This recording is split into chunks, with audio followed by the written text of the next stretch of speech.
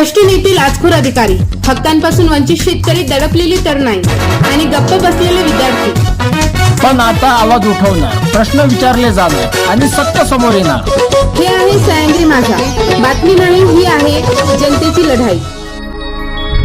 महाराणी अहिल्याबाई होळकर जयंतीनिमित्त दर्यापूर कृषी उत्पन्न बाजार समिती आणि अकोला अभियांत्रिकी व तंत्रकीय महाविद्यालय यांच्या संयुक्त विद्यमाने ना नफा ना तोटा या तत्वावर माती परीक्षण उपक्रमास सुरुवात झाली।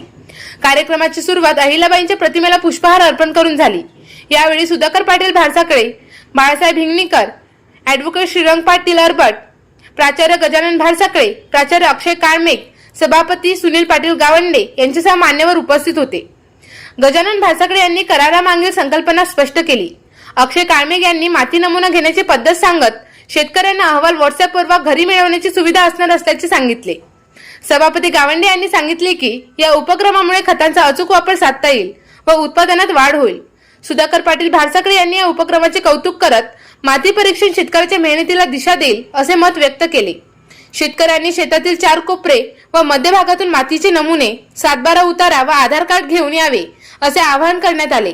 हा उपक्रम शेतीच्या शाश्वतेसाठी महत्त्वाचा ठरेल असा विश्वास व्यक्त करण्यात आला।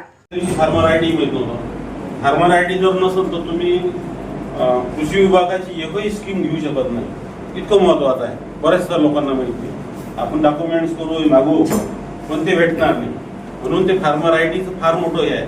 ते पण आपण 2 दिवसा पहिले कार्यक्रम न घेता चालू करून दिलं। त्याचं काम हा मुलगा पाहते आहे तिकडे।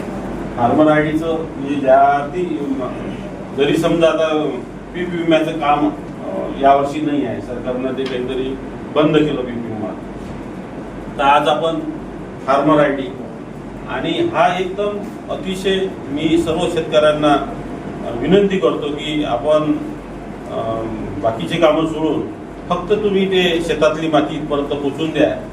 त्याची पूर्ण जबाबदारी कृषी उत्पन्न बाजार समिती आणि अभियांत्रिकी विद्यालय अकोला, गजूभाऊ असतील, आपले काळमेघ साहेब असतील, याचे रिझल्ट आपण तुमच्या घरपोच करून देऊ, एवढं बोलतो आणि थांबतो।